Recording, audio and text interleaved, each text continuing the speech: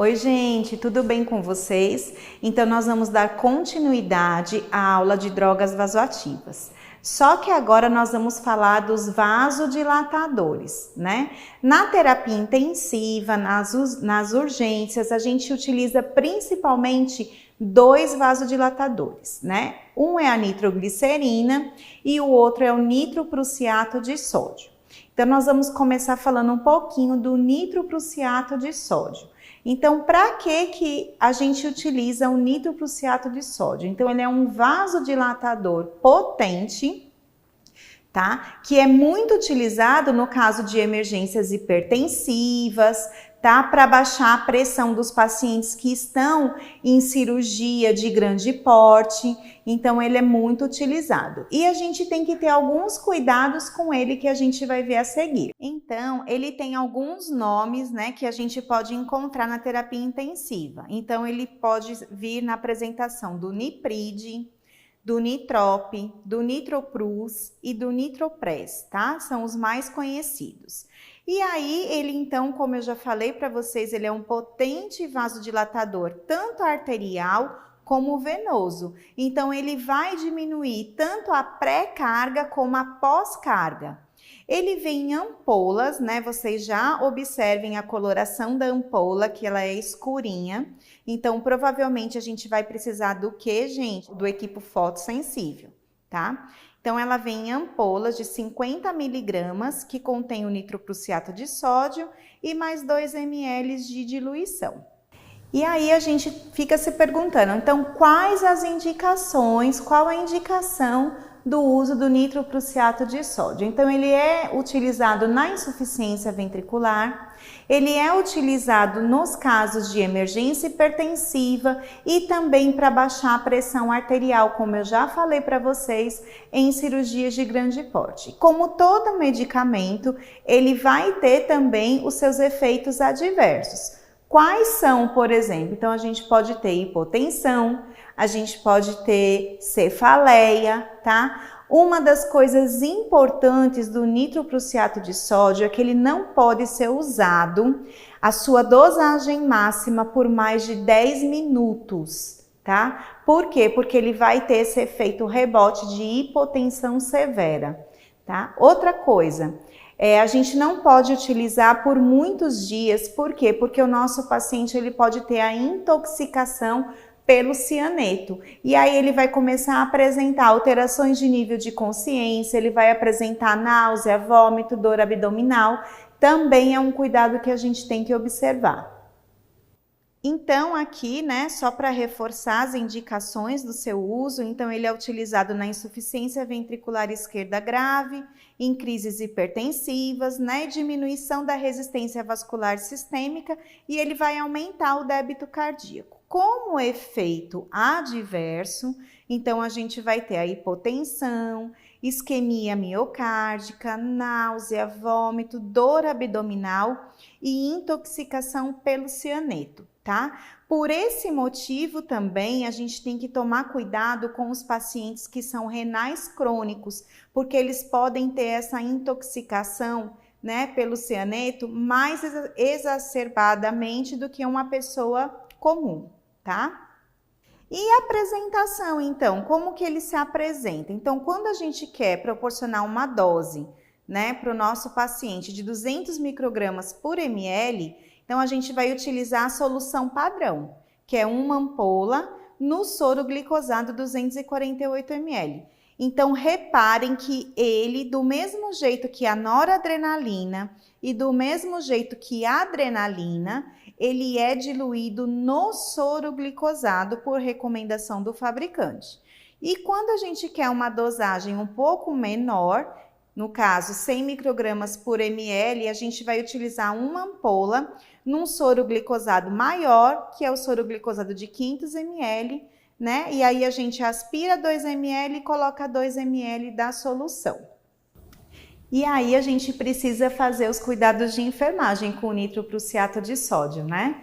Então, o que é que a gente vai ter em mente? Então, primeira coisa, como toda droga vasoativa, vai correr sempre na bomba de infusão.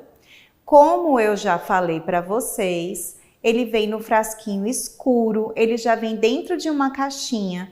Dentro dessa caixinha já vem o saco protetor do soro. Então, ele vai ser diluído no soro glicosado e vai ser feito também no equipo fotossensível, tá? E o nosso paciente, ele vai ter que estar monitorizado, por quê? Porque é um medicamento que vai causar hipotensão, tá? Outro cuidado importante, fazer no catéter central, é outra dica. E um cuidado importante é que ele não pode ser associado a outros medicamentos vasodilatadores como o Tadalafil e o Vardenafil, que hoje em dia a gente sabe que é muito comum o seu uso, tá? Principalmente pelos homens, e cada vez mais eles estão usando mais esse medicamento. Então a gente tem que perguntar quando o nosso paciente chega no pronto-socorro se ele fez uso desses medicamentos, porque se ele fez uso, não vai poder ser feito o nitroprussiato de sódio, tá certo?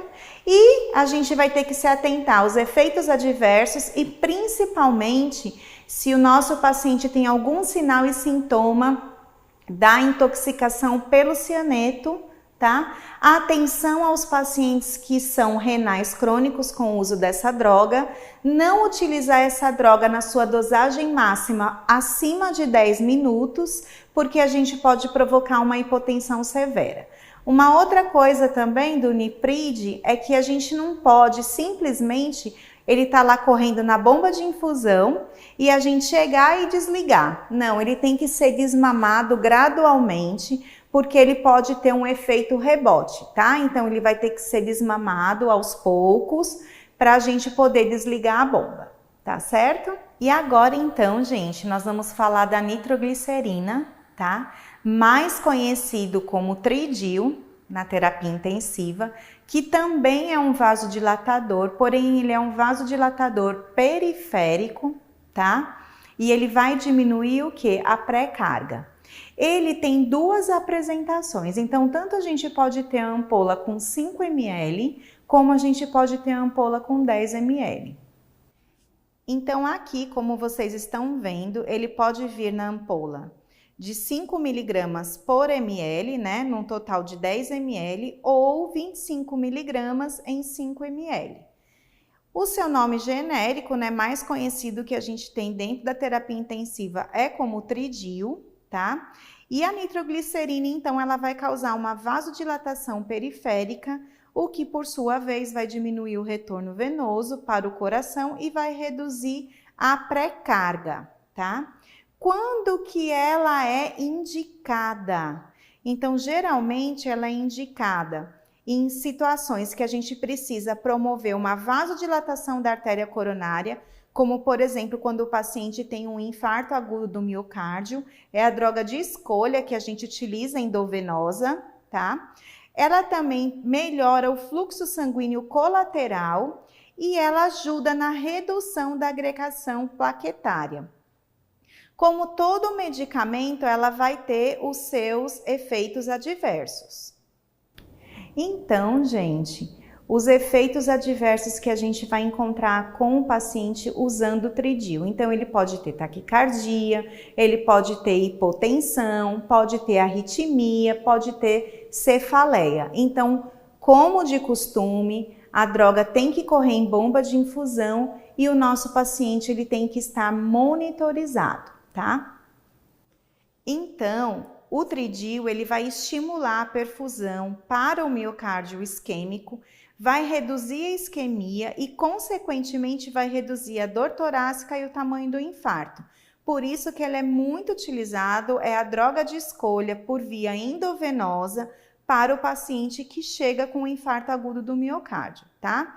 Então, a nitroglicerina, ela também vai reduzir a pressão arterial e vai reduzir a resistência vascular pulmonar, tá? Previamente elevada. Em doses altas, ela também vai reduzir, como eu já falei para vocês, a pós-carga pelos seus efeitos vasodilatadores arteriais. E a nitroglicerina, ela pode ser diluída tanto no soro fisiológico como no soro glicosado. Porém, a gente preconiza a utilização do soro fisiológico. ela pode ter duas diluições. Então, a gente pode pegar 10 ml da droga e diluir no soro fisiológico 240 ml, ou a gente pode pegar uma dosagem maior, que é 20 ml da droga, e a gente diluir no soro fisiológico 230 ml. E aí, gente, então agora vamos falar um pouquinho sobre os cuidados de enfermagem, né? Que a gente tem que ter com o nosso paciente que vai estar em uso da nitroglicerina, né? Que são super importantes. Então, como a gente já sabe, né? Tem que correr a medicação na bomba de infusão. A gente tem que observar a estabilidade da droga, né? Todas essas drogas vasoativas que a gente vem trabalhando, a estabilidade delas é sempre de 24 horas, tá? Nosso paciente, ele tem que estar monitorizado. Por quê? Porque é um vasodilatador, então ele pode diminuir a pressão arterial. A gente tem que estar de olho nos efeitos adversos que essa droga causa, tá? E o ideal é que essa droga corra no frasco de vidro, tá? E não no frasco do soro normal. Por quê? Porque segundo o fabricante, ela vai perder um pouquinho da ação da droga se ela é feita no frasco de PVC. Porém, a gente sabe, em muitos lugares do Brasil não tem o frasco de vidro, então geralmente a gente faz no frasco normal de soro. Porém, o mais indicado é o frasco de vidro, tá certo? E aí, por fim, então, a gente acaba encerrando toda essa parte de droga vasoativa. Eu espero ter contribuído com vocês com um pouquinho de conhecimento sobre esse tema. É um tema muito relevante, é um tema muito presente, não só na terapia intensiva, mas nos setores de urgência e emergência, no centro cirúrgico, certo? A gente pode ter paciente em uso dessas drogas, tá bom?